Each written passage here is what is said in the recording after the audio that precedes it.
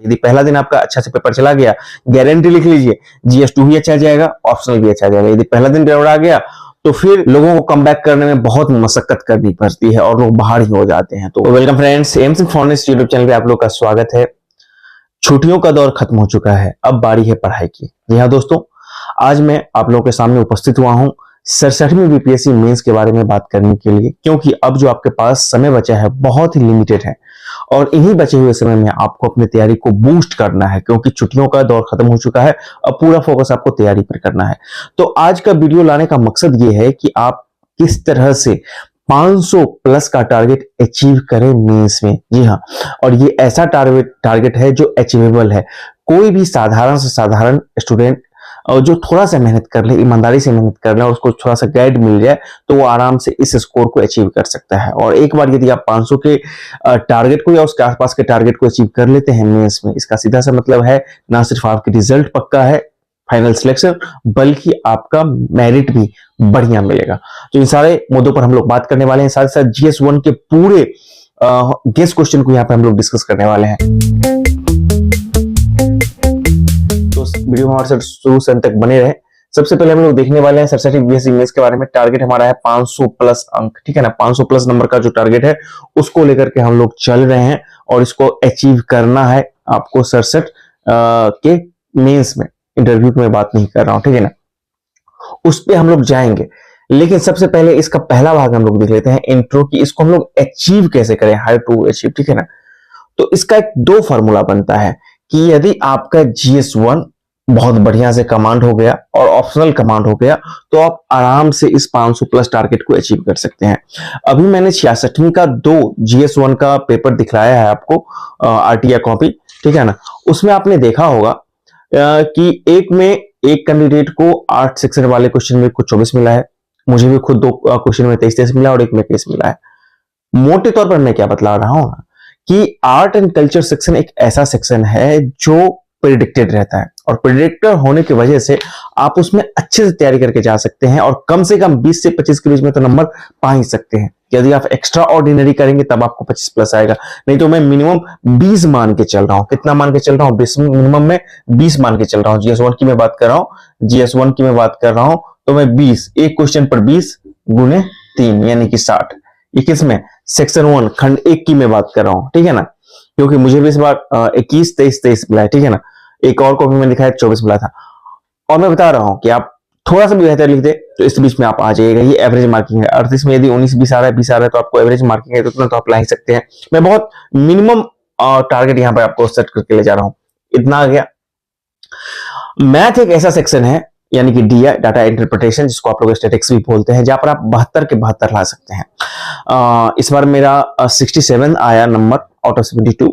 उसके पीछे रीजन ये था कि एक क्वेश्चन जो है इंग्लिश वर्जन मैं ठीक से पढ़ नहीं पाया था, चूंकि हिंदी मीडियम का स्टूडेंट था, तो वहां पे दिक्कत हो गई और एक कैलकुलेशन के फाइनल आंसर को नहीं पहुंचा पाया तो 2 नंबर वहां पर काटे, तो कुल मिला के 3, 2, 5 नंबर काट लिया गया था। तो इसलिए मुझे 72 नहीं आया, नहीं तो ऑब्वियसली मेरा भी 72 आ सकता था। मतलब 72 आप ला सकते हैं। कैसे ला सकते हैं वो भी मैं बताऊंगा, ठीक है ना।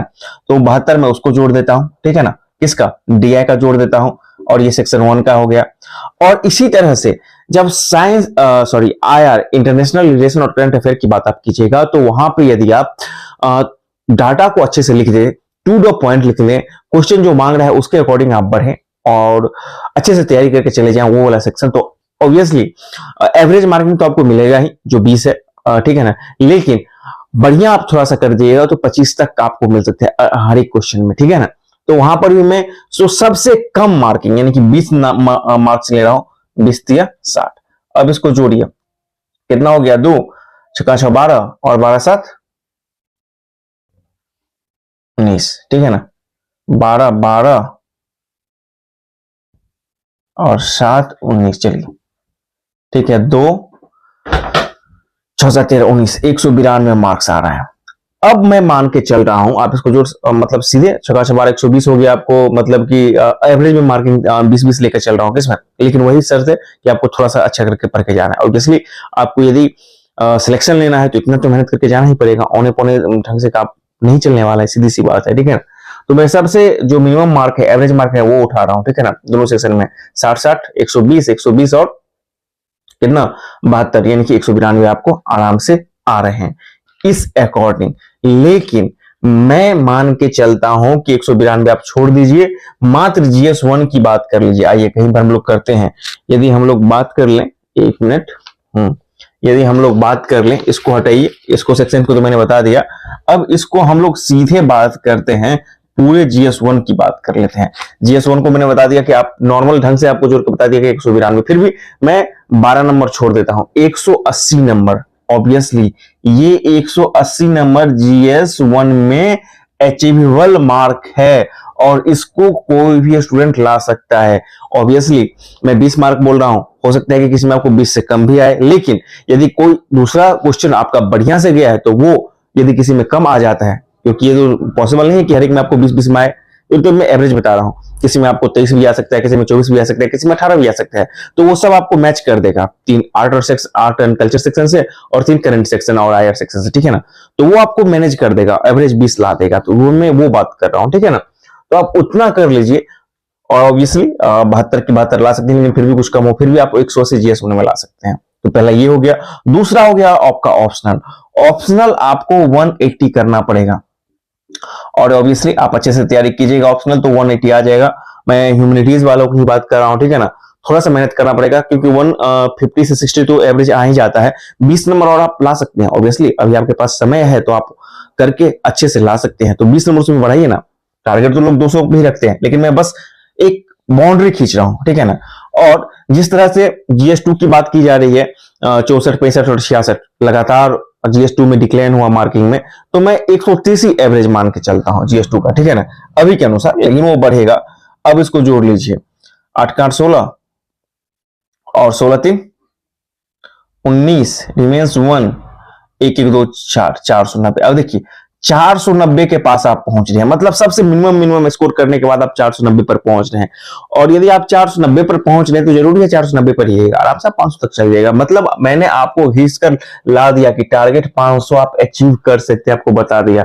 यदि थोड़ा सा मेहनत कर लें, थोड़ा सा आंसर राइटिंग प्रैक्टिस कर लें, कंटेंट आपके पास आ जाए, डाटा आपके पास आ जाए, प्रेजेंटेशन अच्छा हो जाए, आराम से आप इस लक्ष्य तक पहुंच सकते हैं, बशर्ते आपका GS1 में 180 अचीवेबल हो। और अचीवेबल मार्क है जो आप ले आए, बिल्कुल आप ला सकते हैं। और ऑप्शनल में आप 180 ला लें। और GS2 में मैं मिनिमम 130 मान के चल रहा हूं, लेकिन चीजें बदल जाएंगी कहां पर, क्योंकि यदि आपको GS2 भी बढ़िया से तैयारी हो जाए तो 130 क्यों आएगा, आराम से 150 तक जा सकते हैं, 160 तक जा सकता है। लोग लाए हैं, टॉपर्स लाते हैं। और GS2 में यदि आप 150 तक क्रॉस करते हैं तो इसका मतलब सीधा सा आप बूम कर जाइएगा। तो आपको मैंने दिखा दिया कि हाँ, ये जो 500 प्लस का जो टारगेट है वो अचीवेबल है। 190 तो मैंने सीधे जोड़ करके बता दिया कि बहुत ऑन है पूरा ढंग से।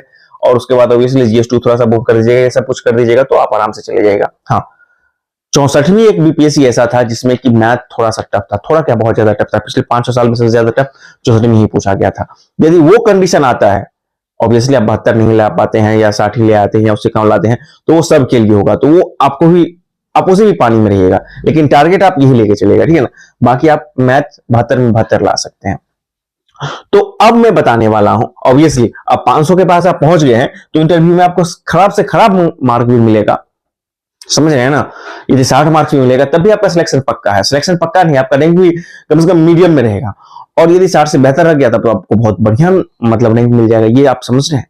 मतलब 500 के पास यदि पहुंच जा रहे हैं आप रिटर्न में, तो इंटरव्यू कैसा भी जाए आपका सिलेक्शन कोई नहीं रोक सकता है, ये तो एक बात फिक्स हो गई। और उसके बाद थोड़ा सा बेहतर और हो गया तो आपका रैंक बहुत बढ़िया हो जाएगा। तो ये एक बहुत ही क्रिस्टल क्लियर चीज है, यानी कि सब सारा का सारा दरमदार जो है आपको 90% या 80% आप बोल लें, 80 से 90% आप बोल लें कि आपका मेंस ही डिसाइडिंग फैक्टर रहेगा, इंटरव्यू बस उसके बाद आएगा, ठीक है ना। तो इसको आपको ध्यान रखना है। तो अब हम लोग बात करने वाले हैं आज की वीडियो में खास करके कि GS1 के तीनों सेक्शन में कैसे कैसे आगे बढ़े, ठीक है ना।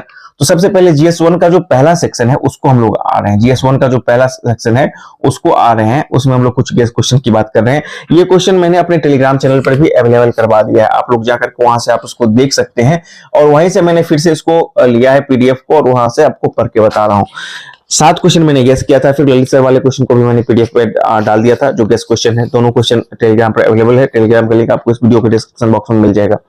तो उसमें मैंने कहा था कि मैं टॉपिक बता रहा हूं, उसको उसके हर एक डायमेंशन को आपको कर लेना है, जिसमें कि आपको मौर्य कला है, पाल कला है, पाश्चात्य शिक्षा है, ये तीनों तो इंपॉर्टेंट है। इस तीनों में से एक तो आपको रहेगा ही।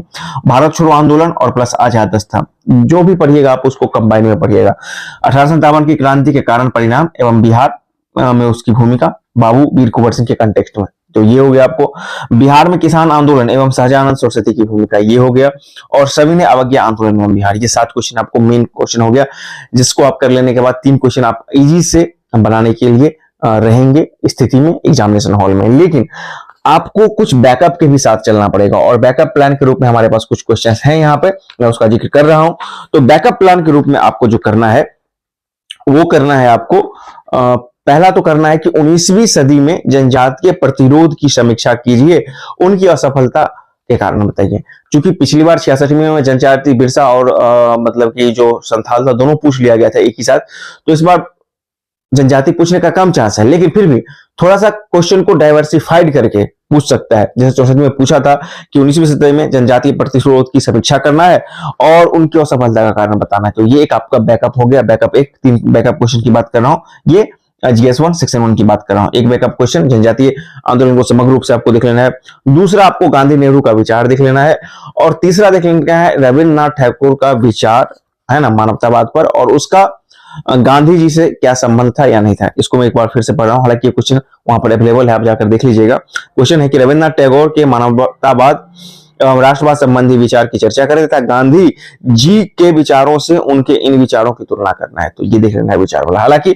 विचार वाला आपको बैकअप के रूप में रखना है, लेकिन कोशिश करना है कि इसी वाले सेक्शन से जो 7 टॉपिक बताया गया है, इसी सेक्शन से आपका GS1 कंप्लीट हो जाए। अब इसको आप अच्छे से तैयारी करें, है ना, बिल्कुल 22 से 25 मिनट के अंतर्गत लिखने का कोशिश करें, और जो भी डायग्राम हो जितना भी इनहेंस कर सकते हैं, और इसको आप कर लीजिएगा। तो मैं तो 60 डाटा बताया हूं ना, 20-20 एवरेज करके, आप इसमें 70 तक जा सकते हैं, 80 तक 70 तो जा ही सकते हैं, 80 प्लस भी जा सकते हैं। और आप समझ रहे हैं, इतना आप करिएगा तो सीधे आपका जो मैं टारगेट 190 तक ले जा रहा हूं ना, 490 तक ले जा रहा हूं ना, या फिर यूं बोले तो GS1 में 192 था, जिसको मैंने 180 काट खोल कर बोला था, आराम से आप 200 के आसपास चला जाएगा। तो समझ सकते हैं आपका बूम कर जाएगा।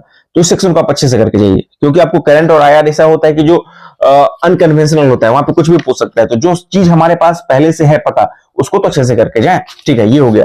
तो अब आपका जो है एक सेक्शन GS का सेक्शन खत्म हो गया। अब हम लोग बात कर लेते हैं IR सेक्शन में आया, ठीक है ना।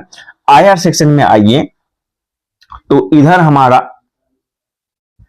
IR सेक्शन में है हमारा पहला संगठन। पहला जो संगठन होता है, तो संगठन में देख लीजिए, संगठन में आपको क्या क्या करना है कि SCO करना है, संघाई कॉर्पोरेशन वाला करना है, I2U2 करना है, बहुत इंपॉर्टेंट है, चर्चा में रहा है। G20 शिखर सम्मेलन भी और उसके जितने भी एस्पेक्ट बनते हैं उसको आपको करना है, ठीक है ना। पिछला जहां पर हुआ उसका जो भी है, या फिर इस मतलब 2023 में चूंकि भारत में होने वाला है उसका। उसके बाद क्वाड का जिक्र कर लेना है, उसमें क्वाड का जिक्र जो है ऐसे ही करेंगे। तो उसमें अच्छा, ये जब संगठन की बात कर रहा हूं तो ऑब्वियसली उसमें इंडिया की भूमिका तो हो गया है, मैं सिर्फ टॉपिक बता रहा हूं, उसको डाइवर्सिफाइड करके उसके सारे एस्पेक्ट को आपको तैयार कर लेना है। उसके बाद बिम्स्टेक हो गया, उसके बाद ये सब संगठन हो जाएंगे, ठीक है ना। ऑकस चाहे तो आप कर सकते हैं, एक बार देख लीजिएगा, लेकिन ये सब मीनिंग इंपॉर्टेंट है, ठीक है ना। इसको आपको कर लेना है संगठन वाले में। उसके बाद आ जाइए कुछ करंट अफेयर्स में, और जो इंपॉर्टेंट हो जाता है, PM गति शक्ति है, भारत श्रीलंका आर्थिक संकट हो जाएगा, ठीक है ना। और चीन के साथ भारत के संबंध, यानी कि इसको भारत की भूमि एवं मतलब चीन का जो है, एक मिनट इसको मैं पढ़ के यहां से बताता हूं आपको। ये जो चीन के साथ जो है, क्योंकि चीन ने अभी हाल ही में अपना एक भूमि सीमा कानून पारित किया है। तो भारत चीन संबंध, चीन की नई भूमि सीमा कानून एवं हालिया सीमा विवाद के संदर्भ में। हालिया सीमा विवाद बोले तो कौन सा हो गया आपको, हो गया जो पूर्वी लद्दाख में है उसके बारे में। अब वहां से डिसएंगेजमेंट की बात चल रही है, ठीक है ना। लेकिन लंबे समय तक जिस तरह से गतिरोध बना हुआ था, तो उस पर भी बहुत इंपॉर्टेंट हो जाता है, क्योंकि इसी तरह का गतिरोध 60 से 62 में जब डोकलाम में था, तो डोकलाम विवाद को सीधे पूछ दिया गया था। तो इसीलिए भारत चीन संबंध, जो चीन का नया भूमि का सीमा कानून है उसके संदर्भ में, और साथ साथ उसको रिलेट करके आपको जो हालिया घटनाक्रम था, जो तनाव था पूर्वी लद्दाख में, उसको जोड़ के पढ़ना है, ठीक है ना। उसके बाद आपको भारत रूस संबंध पढ़ना है। भारत रूस संबंध पढ़ना है। भारत रूस संबंध जैसे ही आप लोग पढ़िएगा, तो उसमें कंटेक्स्ट थोड़ा बदल के कीजिएगा। जो भी कन्वेंशनल चीज है, परंपरागत दोस्त है, वो सब तो पढ़ना है, लेकिन वो आपको उतना ही भर से काम नहीं चलने वाला, उसके आगे भी पूछेगा, क्योंकि पता है कि करंट चीज से जोड़कर पूछा जाएगा। अभी पता है कि जिस तरह से रूस यूक्रेन का युद्ध हुआ, उसमें वैश्विक सप्लाई चेन प्रभावित हुआ, और क्या हुआ कि सब चीज का दाम बढ़ा, तेल का दाम बढ़ा, तो भारत ने उससे तेल खरीदा। पश्चिमी का दबाव था, पश्चिम देश और यूरोपियन यूनियन का या फिर अमेरिका का काफी दबाव था, फिर भी उसको दरकिनार करते हुए रूस भारत का second largest oil supplier country बन गया है। तो इस सब चीज के कंटेक्स्ट में आपको भारत रूस संबंध देखना है। क्वेश्चन में एक बार बोल देता हूं, भारत रूस संबंध रूस यूक्रेन युद्ध के मद्देनजर एवं अमेरिका की जो आपत्तियां हैं उसके मद्देनजर में देखना है कि संतुलित करते हुए बतलाना है आपको। उसके बाद रूस यूक्रेन से और आपको देखना है रूस यूक्रेन युद्ध का वैश्विक अर्थव्यवस्था, आपूर्ति श्रृंखला जिसको हम लोग सप्लाई चेन बोलते हैं, सुरक्षा पर प्रभाव भारत के विशेष संदर्भ में, ठीक है ना। तो इस सब चीज को रूस यूक्रेन से आपको देख लेना है।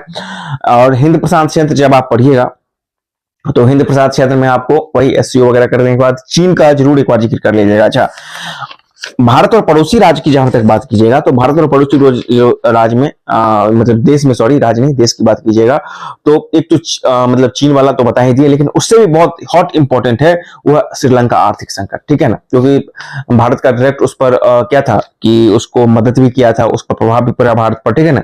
तो यहाँ पर श्रीलंका आर्थिक संकट और भारत की भूमिका एवं भारत पर प्रभाव, इसको बृहद पैमाने पर आप तैयार कीजिएगा। ये क्वेश्चन हॉट है, ठीक है ना, पड़ोसी राज्य में। ये हो गया। कुछ सूचकांक पूछने जाने की लगातार संभावना बनी रहती है, तो सूचकांक में आपको देख लेना है ह्यूमन डेवलपमेंट इंडेक्स, सूचकांक में ह्यूमन डेवलपमेंट इंडेक्स, और जो भी आप क्वेश्चन बनाइएगा भारत का और उसके बाद बिहार का, बिहार में क्या क्या योजना है, इस तरह से बनाइएगा, ठीक है। ह्यूमन डेवलपमेंट इंडेक्स, उसके बाद हो गया ग्लोबल हंगर इंडेक्स हो गया, उसके बाद हो गया एसडीजी इंडेक्स हो गया नीति आयोग वाला, ठीक है ना। उसके बाद हो गया global gender gap index, global gender gap index, ठीक है ना, या फिर हैप्पीनेस इंडेक्स। इस तरह से जो भी हालिया इंडेक्स आया है उसको देख लेना है, और उसके कंटेक्स्ट में भारत की क्या स्थिति है, वहां पर क्या प्रयास किया जा रहा है और बिहार में क्या प्रयास किया जा रहा है, ठीक है ना। तो इन चीजों को आपको एक साथ समग्र रूप में करना है। इतना आप कर लेते हैं तो करंट कहीं से भी नहीं छूटेगा। और मैं बता रहा हूं ना, यदि इन चीजों को आप करके जाएंगे और इनसे क्वेश्चन आएगा तो ऑब्वियसली आप अच्छे से लिखिएगा वहां पे, हमको पता है, ठीक है ना। करंट एक ऐसा सेक्शन है कि बिल्कुल वहां पे यदि आप जो क्वेश्चन पूछा जा रहा है उसके अराउंड लिख दें, थोड़ा सा भी अच्छा लिखते हैं, तो वहां पर आपको नंबर आराम से 24-25 तक मिल सकता है करंट में, ठीक है ना। 20 प्लस तो मिलेगा ही, 24-25 तक मिल सकता है, तो ये बहुत जरूरी है। हाँ, वहीं आपको डाटा नहीं पता है तो फिर वो आपको 15, 13, 14 पर भी आ सकता है। तो ये एक तरह से दो धारी तलवार है। करंट वाले और आईआर वाले सेक्शन में आप अच्छा करके अच्छा से सेशन नंबर उठा सकते हैं, ठीक है ना। और जो ट्रेडिशनल वाला पोर्शन है आप तो एक एवरेज में बता दिया कि 22, 23, 24 इतना 25 तक आराम से आपको आ सकते हैं। तो ये हो गया, इतना आपको कर लेना है। और आप जहां तक बात कर लेते हैं डीआई, डाटा इंटरप्रिटेशन, ठीक है ना, इसके लिए आपको ये काम करना है कि 56 से 59, ठीक है ना, 56 से 59 लेकर के, अब डीआई की हम बात कर रहे हैं, डीआई का बात कीजिएगा तो 56 से 59 से लेकर के 66वीं तक के जितने भी प्रीवियस ईयर क्वेश्चन है ना, प्रीवियस ईयर क्वेश्चन है उसको आपको बना लेना है, कम से कम 2 बार बना लेना है, ठीक है ना। सॉल्यूशन जो दिया रहेगा किसी बुक में, डीआई के सारे क्वेश्चन को बना लेना है, ठीक है ना। इससे आपका कॉन्फिडेंस बिल्ड रहेगा और आपका लगभग 70% काम आसान हो जाएगा। उसके अतिरिक्त मार्केट में बहुत सारा बुक का आता है, एल के झा का आता है, या फिर एक आता है आपको अरिहंत का आता है डाटा इंटरप्रिटेशन का, उस सब को बनाते रहिए, ठीक है ना। डेली कम से कम 1 या 2 तो निश्चित रूप से प्रैक्टिस कीजिए। अब ये भी कर सकते हैं, एग्जाम जब नजदीक आ जाएगा तो अंतिम 1 महीने कम से कम 2 प्रैक्टिस करते रहें। ये आपका बूस्ट रहा ना, मैथ आपका बूस्ट रहा तो 72 में 72 आपका आ जाएगा, और 72 में 72 आ जाएगा तो आपका जो 180 प्लस का टारगेट है जीएस में वो आप आराम से अचीव कर लीजिएगा। और 180 ही नहीं, उसके प्लस जाइएगा। इस बार मेरा 184 था, 5 नंबर तो मैंने आपको बताया कि मैथ्स में 3 तो ऐसे ही गलती हो गई और 2 कैलकुलेशन में गलती हुआ, तो ऐसे आराम से मैं भी 190 के आसपास पहुंच सकता था। और मैंने आपको 192 का टारगेट दिया था और उसमें ये बताया था कि 192 में से आप मात्र 180 का टारगेट कीजिए और आराम से आप अचीव कर सकते हैं। और ये पूरा एक्सप्लेनेशन यदि आपने वीडियो को देखा होगा तो आपको भी समझ में आ रहा होगा कि हाँ 180, 190, 200 तक, 200 के आसपास तक आराम से जीएस 1 में अचीव किया जा सकता है, 180 से लेकर के ऊपर 200 के बीच में। और इतना यदि आप कर लेते हैं पहला दिन, समझ लीजिए पहला दिन बहुत ही बूस्टर होता है। यदि पहला दिन आपका अच्छा से पेपर चला गया, गारंटी लिख लीजिए जीएस2 भी अच्छा जाएगा, ऑप्शनल भी अच्छा जाएगा। यदि पहला दिन गड़बड़ा गया तो फिर लोगों को कम बैक करने में बहुत मशक्कत करनी पड़ती है और लोग बाहर ही हो जाते हैं। तो इसीलिए जीएस1 को पहले आप बूस्ट करके जाइए। और जीएस2 की बात अलग से होगी, लेकिन जीएस2 को भी आप अच्छे से पॉलिटिक्स सेक्शन या फिर जो भी बिहार का है या अर्थव्यवस्था है उस सबको अच्छे से कर लीजिए साइंस टेक का। तो 130 क्यों, आराम से 150 के आसपास आ सकता है। और उसके बाद अंत में रहेगा आपका ऑप्शनल, तो ऑप्शनल आपका जो भी है उसको बनाइए, प्रीवियस ईयर क्वेश्चन बनाइए, उसके मटेरियल को पढ़िए, अपने आंसर को कहीं रिव्यू करवाइए, ये सब काम करते रहिए। तो आज हमारा मुख्य फोकस ये था बताने का कि आप 67वीं बीपीएससी मेंस की तैयारी अब जिस तरह से भी कर रहे थे उसमें अब थोड़ा सा गियर चेंज कीजिए, आगे बढ़िए, उसको पेश दीजिए, ठीक है ना। और पेश देने के बाद अपना माइंड सेट कीजिए कि हमको 500 का टारगेट अचीव करना है। और एक शब्द में आपको बता दूं, 66वीं बीपीएससी का मेंस कंपैरेटिवली इजी था। इजी इसलिए था, हालांकि जो भी पास करते हैं इजी हार्ड का लेवल पैमाना बता पाना मुश्किल होता है, लेकिन थोड़ा सा इस लिहाज से मैं इजी बोल सकता हूं क्योंकि इस बार मैथ भी आसानी पूछे गए थे, लोग बोल रहे थे करंट, लेकिन करंट भी लगभग सही ठीक ठाक मार्क्स नहीं दिया गया था, ठीक है। लेकिन उससे भी बड़ी बात ये थी कि 66वीं में पीटी में जिस तरह से जो कट ऑफ हाई गया था, अचानक से 10 नंबर जनरल के लिए भर गया था, उसके वजह से बहुत सारे छात्र छट गए थे। लेकिन इस बार वैसी कंडीशन नहीं है 67वीं के पीटी में, क्योंकि छात्रों ने तैयारी की है, एक्सपोजर मिला है। कट ऑफ इस बार ऑब्वियसली क्वेश्चन हार्ड होने के बावजूद भी, अच्छा होने के बावजूद भी अच्छा खासा 100 प्लस चाहिए वाला ही 105 के आसपास आ सकता है। तो कहने का ये मतलब है कि इस बार मेंस में भी कंपटीशन तगड़ा होने वाला है। तो सिलेक्शन चाहिए और मेरिट में आपको आना है, तो अभी से आपको मेहनत बिल्कुल डाइवर्सिफाइड में करना पड़ेगा। अपने आप अंदर कुछ ना कुछ यूनिकनेस है, जब आप उसको लिखिएगा, क्वेश्चन को बनाइएगा, तो आपको पता चल जाएगा। अच्छा, फिर आप कुछ दिनों के बाद अपने इस स्थिति में आ जाइएगा कि आपको पता चलने लगेगा कि हाँ, ये क्वेश्चन यदि फ्रेमिंग यहाँ पे कर रहे हैं तो वो गलत हो रहा है, इसको यहाँ पे इनपुट कीजिए। और वो जब इनपुट आएगा तो आपके आंसर को दूसरों से अलग करेगा और वही आपका रैंक और मार्क ऊपर भगाएगा। तो इस तरह से आपका सिलेक्शन बिल्कुल पक्का होगा, ना सिर्फ सिलेक्शन पक्का होगा बल्कि आपका रैंक भी बढ़िया आएगा। तो आज की वीडियो में इतना ही था। उम्मीद है GS1 का जो भी सेक्शन है या क्वेश्चन है, गेस्ट क्वेश्चन है, उसको मैंने यहाँ पर भी बता दिया। टेलीग्राम पर दोनों PDF अवेलेबल है, एक ललित सर वाला भी, बिहार सिविल सर्विसेज फाउंडेशन करके है, और एक 7 क्वेश्चन का मैंने डाला था, वो दोनों अवेलेबल है, वहां से भी आप चेक कर देख सकते हैं। IR को मैंने बता दिया किस तरह से आगे बढ़ना है, वो बता दिया, DI के लिए बता दिया, और बता दिया कि हाँ, आप आराम से 180 से 90 200 के आसपास तक इसमें अचीव कर सकते हैं। तो अचीव कीजिए और अपने सिलेक्शन को श्योर कीजिए। तो थैंक यू वेरी मच। आज के वीडियो में इतना ही। चैनल पर नहीं तो चैनल को सब्सक्राइब करें, वीडियो को अधिक से अधिक लाइक शेयर करें। धन्यवाद। सब्सक्राइब करें हमारे चैनल एम सिंह फाउंडेशन को और बेल आइकन को प्रेस करने के बाद नोटिफिकेशन को ऑन कर लें कॉम्पिटिटिव एग्जाम की तैयारी एवं संबंधित सभी जानकारी सबसे पहले पाने के लिए।